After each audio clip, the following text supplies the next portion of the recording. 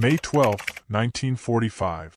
The train slowed with a shudder, iron wheels screeching against the rails, and the women inside leaned forward, their faces pale beneath grime. They had been told 1,000 things about what awaited them, rumors whispered in barracks, propaganda shouted by officers desperate to keep morale afloat in a collapsing Reich.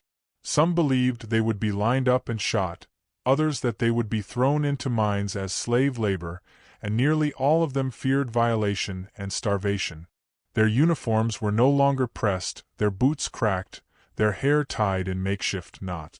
They were soldiers without weapons, auxiliaries without a war, women without a homeland. The train doors groaned open, and for the first time since the surrender, air that did not reek of smoke and steel rushed in. One woman, she might have been 24, her sharp cheekbones etched deeper by hunger, stepped down first. She clutched her coat tighter around her, as if the gesture alone could armor her against humiliation. All around her, the land was quiet, flat, impossibly clean. Wooden fences stretched into the distance. Barbed wire gleamed in the sunlight, precise and geometric, but there was no shouting, no snarling dogs. American guards in neat uniforms waited with a calm detachment, their rifles held more like tools than threat. The silence itself was unnerving. She braced herself for cruelty. And then it came, the smell. It drifted on the breeze like a ghost of another world, warm, greasy, unmistakably rich. Bacon, sizzling. She froze, as did the women behind her. It was impossible, obscene even. Bacon was a word from memory, from mornings before rationing, from kitchens where fathers still came home with pay and children still played without sirens overhead. To smell it here, at the edge of captivity, was like hearing laughter in a graveyard. Her stomach twisted in rebellion against its own emptiness. She remembered the last meal she had eaten in Germany, a thin broth stretched with turnips and stale bread that crumbled to dust. She had eaten it quickly, knowing her younger brother, if he were still alive somewhere in the rubble of Leipzig, might not have even that. And here, the Americans were cooking pork for prisoners? She felt dizzy with anger, shame, and a strange, reluctant yearning. The guards gestured for them to move into lines. Their voices were firm but not cruel, and one even attempted a broken phrase in German. Bitte schnell. The women obeyed, each step accompanied by the growing scent of breakfast.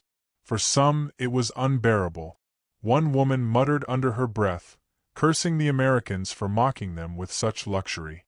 Another began to weep silently, hands trembling against her skirt. Yet for all their fear, none could stop inhaling. The smell became a magnet, pulling memory and hunger into one bewildering sensation. Inside the camp, the reality unfolded with an almost theatrical strangeness. The barracks were wooden, sturdy, with straw mattresses lined neatly in rows. Windows let in sunlight. Buckets of water stood ready for washing. It was no palace, but compared to the basements and burned-out buildings many of them had last called home, it looked almost deliberate in its order. One woman whispered that it reminded her of boarding school, and though her tone was bitter, the words carried a dangerous seed of comfort. The 24-year-old found herself staring at a mess hall where smoke rose from chimneys and, through open doors, she caught glimpses of trays being set with plates. Not tin cups or slop buckets, but plates. Her throat tightened. She had expected to be herded, cursed, stripped of dignity. Instead, there was a quiet efficiency, a discipline that did not lean on cruelty. She did not trust it. None of them did.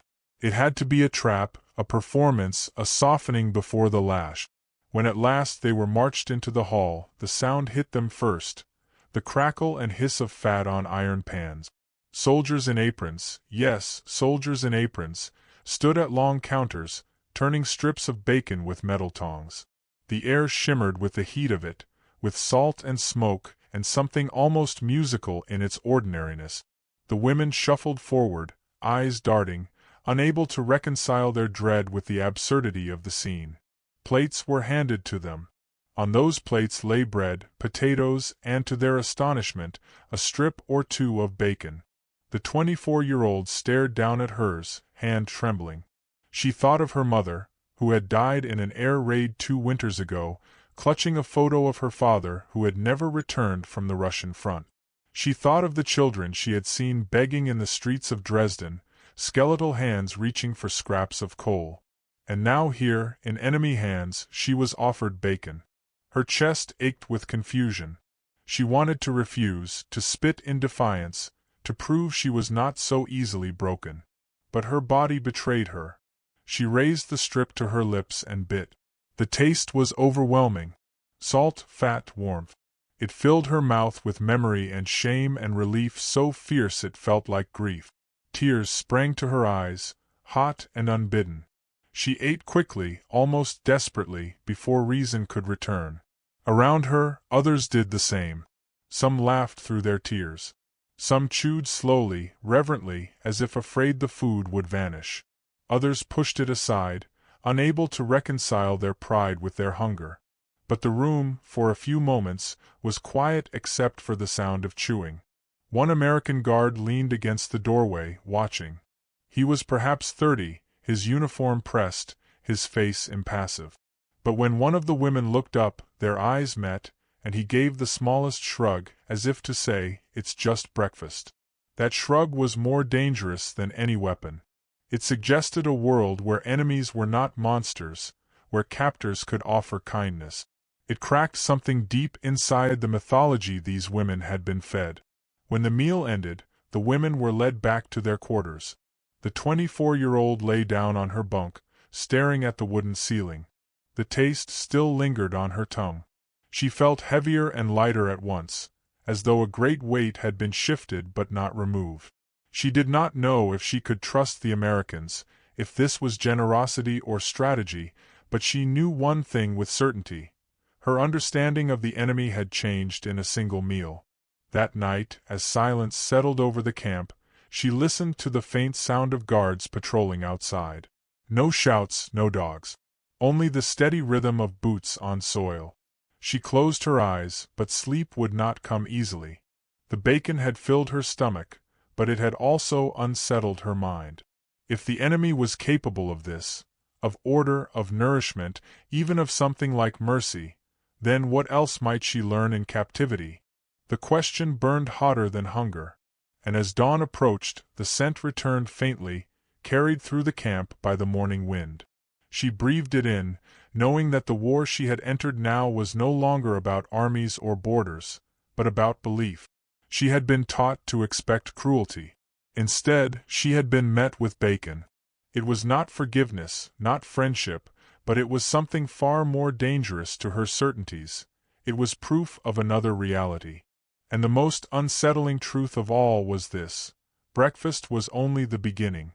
The women soon learned that the greatest war inside the camp was not fought with rifles or fists, but with ideas that gnawed at the edges of everything they had been told. 4 years they had lived beneath the drumbeat of propaganda. Posters had screamed of American cruelty, of men who were said to be little more than mercenaries driven by greed. The radio had painted pictures of savages in uniform, men who would burn, humiliate, and desecrate any German unlucky enough to fall into their hands. Even the women who worked in offices or signal towers, far from the front, had carried those images with them like armor. They expected a brutality that would at least make sense of their fear. But the first weeks inside the camp made those images falter. The Americans spoke little German, yet their tone was measured, their discipline unshaken. Orders came short, clipped, but without venom. Guards treated the women as a responsibility rather than prey. Instead of hunger, there were regular meals. Instead of filth, there was soap and water. Instead of degradation, there was a strict adherence to routine.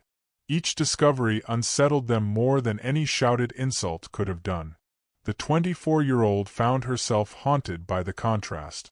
She remembered the lectures in training halls where officers swore that capture meant a fate worse than death. She remembered the whispered warnings from older women who claimed the Americans carried knives for sport, that they laughed while cutting throat. Now she walked past orderly kitchens where cooks in aprons stirred vats of potatoes, their faces bored rather than cruel. She smelled coffee. Real coffee, not the burnt barley substitute she had known for years, and she heard the scrape of metal trays. She did not know which was more difficult, the hunger in her belly or the war raging in her mind. Propaganda had been her compass, and now the needle spun wildly. The others felt it too. At night, lying on thin mattresses, they spoke in hushed tones, weighing rumor against reality. One woman admitted she had feared rape the moment they stepped from the train, yet not a single guard had touched her. Another confessed she could not stop staring at the bread, white, soft, untainted by sawdust. Bread was supposed to be scarce everywhere, yet here it appeared in baskets, replenished without drama. To admit relief felt dangerous, almost treasonous to their suffering families back home. Still, the evidence was undeniable. The camp's order was deliberate, almost theatrical in its normalcy. Roll call at dawn. Work assignments for some, light duties for others. Inspections, not with whips or fists, but with checklists. The guards themselves seemed oddly young, barely older than the prisoners, their faces smooth, their boots shined. They stood with a confidence that came not from shouting but from certainty. For the German women, who had lived years in a world of scarcity and fear, that certainty was as alien as it was infuriating. The 24-year-old began to notice details that gnawed at her. She watched a guard share a cigarette with another, laughing quietly, as though the war were a distant nuisance rather than a shattering of nations. She heard music drift faintly from a gramophone in the officers' quarters, jazzy, playful, utterly indifferent to defeat or victory. She watched as food waste was carried out from the kitchens, scraps of bacon fat tossed aside, and her chest tightened at the thought of children in Hamburg or Leipzig who would have fought each other for those scraps. The cruelty was not in blows or hunger, but in the unbearable proof that the enemy could afford abundance while her people starved. There were moments of irony so sharp they almost bled. Once, as the women lined up for their midday meal, a guard tried to pronounce a German phrase. He mangled it so thoroughly that laughter burst from several throats before shame sealed them again. The guard only grinned, unbothered.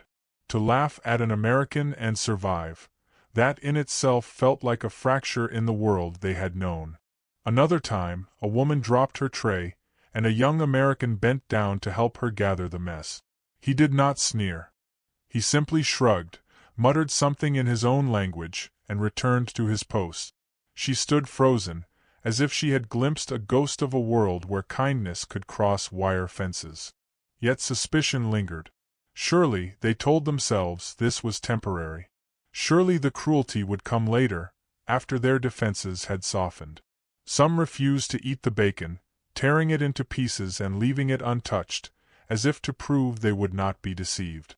Others hoarded bread, slipping crusts into hidden pockets in case the abundance vanished. The 24-year-old tried to balance pride with survival, telling herself that to accept food was not to accept defeat. Still, each bite tasted of betrayal, both of the regime that had lied to her and of the civilians still starving across Germany. At night, the camp's lights glowed steady against the dark. Beyond the wire lay a continent in ruins, yet inside the fence there was order, routine, even safety. It was a paradox they could not untangle. Letters home, when allowed, were written carefully, sparing details, afraid of disbelief. Who would understand if they wrote, "We are eating better here than you are outside"? It would sound like treason, or madness, or both. Yet it was true. The Americans themselves seemed almost oblivious to the effect they created. For them, perhaps, feeding prisoners well was simply a matter of policy, a line in the Geneva Convention. For the women, it was a revelation that twisted the knife of doubt deeper. If their captors obeyed rules of fairness, if their captors offered food and shelter, then the image of America as a barbaric enemy crumbled. And if that image crumbled, what else had been a lie? The 24-year-old found herself thinking of her brother again. Had he died clinging to the belief that Americans were monsters? Had he gone to his grave fighting phantoms while she now ate their food and slept under their watch? The thought hollowed her chest. She could not admit it aloud, not even to the women beside her. But already, the war inside her mind was louder than the one she had left behind. And so the days passed, each meal another reminder that the old world was gone. The bacon became more than food. It was a weapon, a symbol, a challenge. It forced them to question not only the enemy but themselves. Some hardened further, swearing never to bend, refusing to smile no matter how orderly the camp became. Others softened, hesitantly, realizing that survival demanded more than defiance. The 24-year-old wavered between the two, torn by hunger and pride, shame and relief. One evening, as the sun sank beyond the wire, she sat alone, watching smoke curl from the kitchen chimneys. The scent of supper drifted across the yard, bacon again, mingling with potatoes and bread. She closed her eyes, letting the smell wash over her, and whispered a name she had not spoken since the bombing of Leipzig. Her brother's name. For the first time, she felt the truth pressing against her like a blade. Perhaps the greatest cruelty was not that the Americans beat them, but that they didn't. And somewhere in that unsettling kindness lay a lesson she was not yet ready to face. When the bell rang for the next meal, she rose with the others, stomach tightening. But what awaited them in the days ahead would not only challenge their hunger. It would confront their very beliefs, for the Americans were preparing something even more dangerous than bacon: ideas. The mornings began with the clang of the bell and the scrape of boots across the yard, but soon another sound seeped into the rhythm of camp life. The murmur of voices bent over books, the scratch of pencils against paper, the halting cadence of English words forced from German tongues. The Americans had not been content with feeding their prisoners. They wanted to teach them. At first, the women laughed bitterly when they heard the rumor. Lessons? Behind barbed wire? It seemed absurd, another trick to weaken their pride. But then the guards unlocked a long hut, cleared space, and set wooden benches in rows. A chalkboard appeared, scuffed but serviceable. Boxes of books followed, many with pages yellowed by years, others still smelling of fresh ink. What had begun with bacon was now continuing with sentences.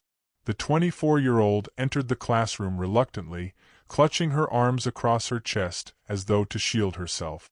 Around her, the other women shuffled with equal suspicion, their eyes darting toward the blackboard where an American sergeant had scrawled a single word in chalk: freedom. He underlined it twice, then smiled as though the meaning itself were nourishment. The women exchanged glances, uneasy, wary of what such a word demanded of them. The lessons began simply, with English phrases that twisted clumsily in German mouth. "Good morning. How are you? My name is—" The sergeant exaggerated his pronunciation, his voice almost playful, coaxing them to repeat. Some muttered the words with clenched jaws, others giggled at their own mistakes. The 24-year-old kept her face stern, but when she whispered the words, she felt them move strangely on her tongue, lighter than the guttural weight of her own language. It unsettled her. Beyond vocabulary, the Americans introduced films. One afternoon, the women were herded into the mess hall where a projector rattled to life.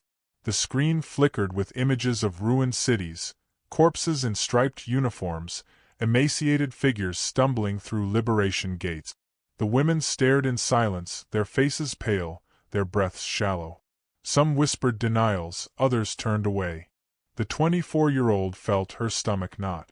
She had believed, or had wanted to believe, that such stories were exaggerated. Yet the camera did not flinch. The truth unspooled before them, grainy but undeniable. The bacon had been their first shock. This was their second, far darker. The Americans did not shout at them, did not force confessions. They simply let the images linger in the women's minds. Then they returned to their lessons, to their books, as if to say, "The world you believed in has ended, now learn the language of another." Some women resisted more fiercely after the films, retreating into silence. Others leaned forward, hungry not only for food but for knowledge, as though education itself were a ladder out of the rubble of their old lives. Statistics filtered into their days like background noise. Over 370,000 German POWs were held by the United States, thousands of them women, scattered across Europe and America. Many camps had libraries stocked with novels, histories, even poetry. To the women who had watched books burned in public squares only a few years earlier, this sudden abundance of words was both bewildering and intoxicating. The 24-year-old picked up a battered copy of Huckleberry Finn. She did not understand all of it, but the rhythm of the sentences carried her, the mischievous freedom of the boy's journey strange and irresistible. She read in secret at night, hiding the book beneath her blanket, as if it were contraband rather than a gift. Not every lesson was gentle. An American officer once asked the class to write about their childhoods. In English if possible, in German if not. The women bent over their papers, scratching memories of farms, cities, mothers baking bread, fathers returning from work, school days now blurred by war. When the officer collected the pages, he read some aloud, his voice even, his accent heavy. The 24-year-old's story was among them. She heard her own words, halting and imperfect, carried back to her in the enemy's voice. For a moment she felt stripped bare. And yet, in that exposure, there was something unexpected. She realized the Americans were not mocking, but listening. Humor crept in at odd moments. Once, during an English drill, the sergeant tried to teach the word, bacon. The room erupted in laughter before he even finished writing the letters. The women exchanged knowing looks, their shoulders shaking.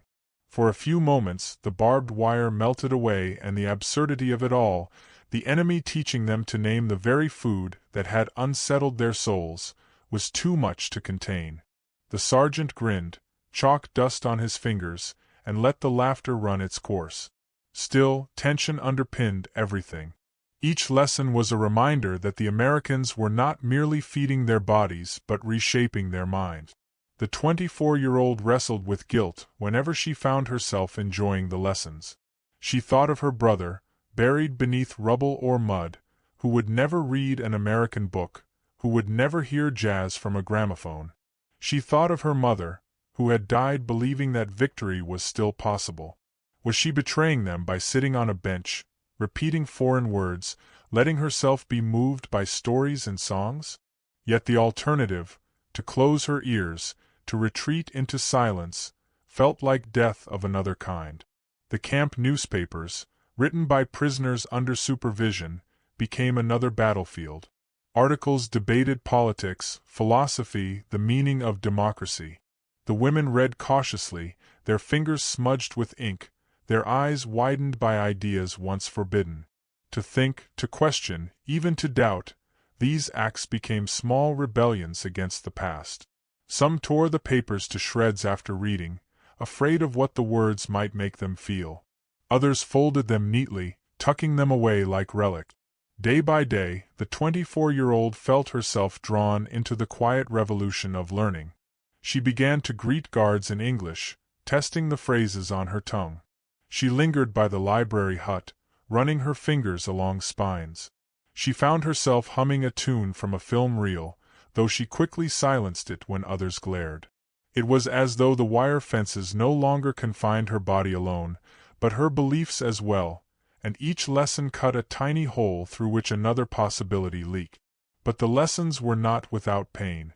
When another reel was shown, this time of American soldiers distributing food to liberated villages, she felt a hollow ache. She remembered German children clawing for scraps, her own gnawing hunger on the long march to captivity. She realized that while she ate bacon behind barbed wire, her people starved outside it. The contradiction tore at her, leaving her restless. The Americans did not press for gratitude. They did not ask for loyalty. They simply continued, day after day, to feed, to teach, to show. It was an unrelenting strategy, more patient than any whip, more unsettling than any blow. The 24-year-old began to understand that their greatest weapon was not their rifles, but their certainty that knowledge itself could undo the chains of the past. One evening, as the sun bled red across the yard, she lingered outside the classroom hut. In her hands was a notebook filled with her clumsy English sentences, her handwriting shaky but determined. She looked up at the barbed wire, its edges glowing in the last light. Beyond lay ruins she could barely imagine returning to. Inside lay lessons she could not yet admit she wanted.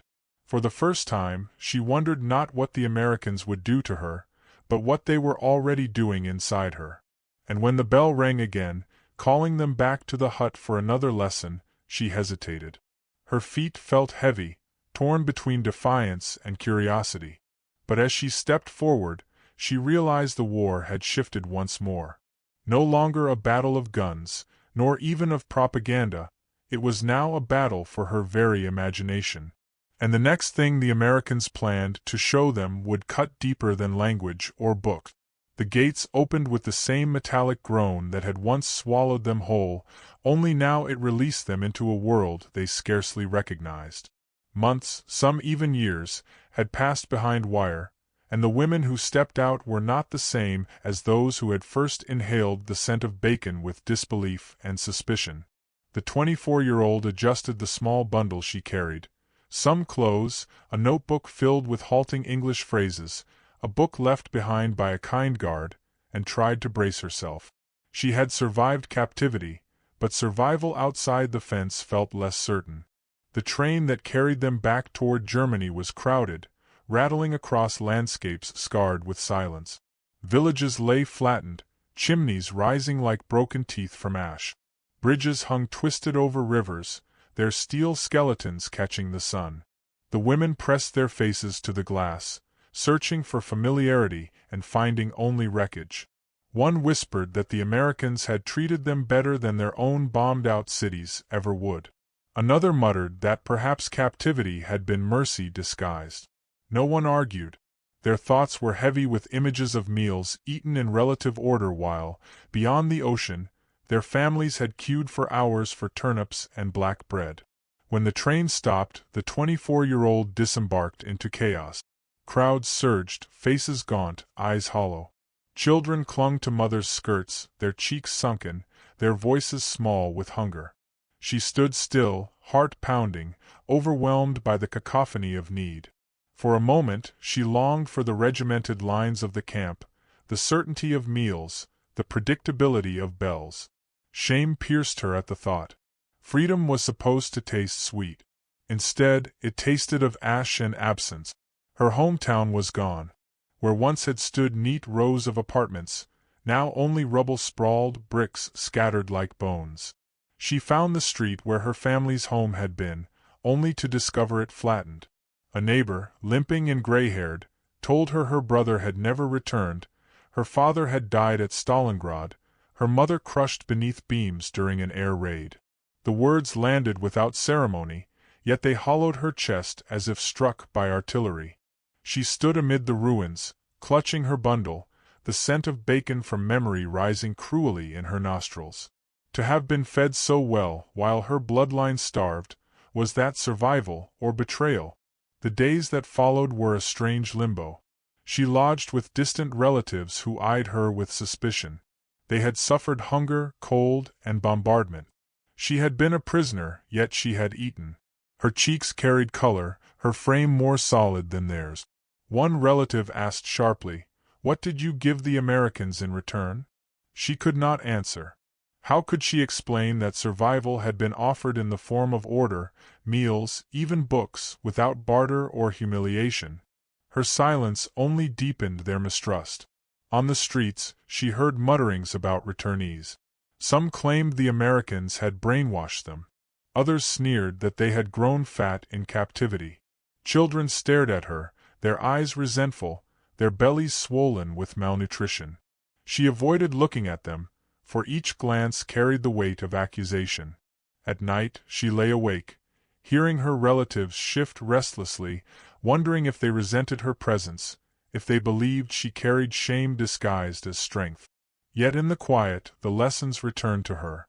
She remembered the chalkboard word, freedom, and the films that had seared her illusions. She remembered the pages of Huckleberry Finn, the reckless joy of a boy on a raft, the audacity of a story unbound by fear. These memories clashed with the ruin around her. The Germany she had come home to was not only destroyed in stone but in spirit. Neighbors muttered about blame, about revenge, about betrayal. The 24-year-old listened, but inside her, another voice grew louder, one she had first heard in the classroom hut. Still, guilt shadowed her. Each time she smelled food cooking, thin cabbage soup, burnt barley coffee, her mind betrayed her with a memory of bacon sizzling in an American pan. The contrast was unbearable. She wanted to share it, to tell someone how surreal it had been, but she knew how it would sound. Boastful, ungrateful, treasonous. And so she kept it locked inside, the taste of bacon becoming not just memory but secret, a burden too heavy to confess. One afternoon, she passed a crowd gathered around a truck where aid workers handed out tins of food. Children scrambled, women stretched out thin arms. She stood at the edge, clutching her bundle, until a man in a foreign uniform handed her a can. She stared at the label, American. The sight made her throat tighten. The war was over, yet here again the enemy fed her people. She wanted to scream, to throw the can into the rubble, but her hands would not release it. She carried it home, where her relatives opened it greedily, scraping the contents into a pot, praising the Americans' abundance. She said nothing, but inside something shifted. The enemy had fed her once in captivity. Now they fed her people in ruin. The pattern could not be ignored. As weeks passed, she began to write in her notebook again.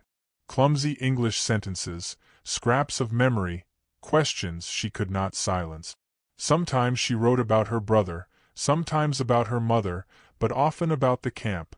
The smell of bacon, the silence of the guards, the chalk dust on the sergeant's fingers. Her relatives caught her once, frowning at the foreign words. Why waste ink on their language? They asked. She lowered her eyes, but in her heart she knew the answer, because it connected her to a world that had not been reduced to rubble. Slowly, she realized that captivity had not ended at the gate. It lived inside her, in the conflict between memory and reality, between propaganda and experience. She was free in body but bound in thought, torn between loyalty to the dead and the undeniable truth of what she had seen. The bacon, the books, the films, they had not only filled her but changed her. She could not return to ignorance, no matter how much she wished to.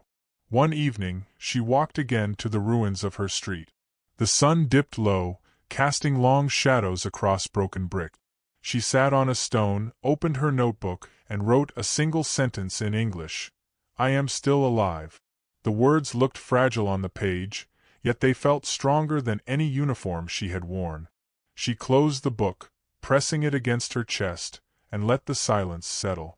The taste of bacon lingered, no longer just food but symbol, both gift and curse.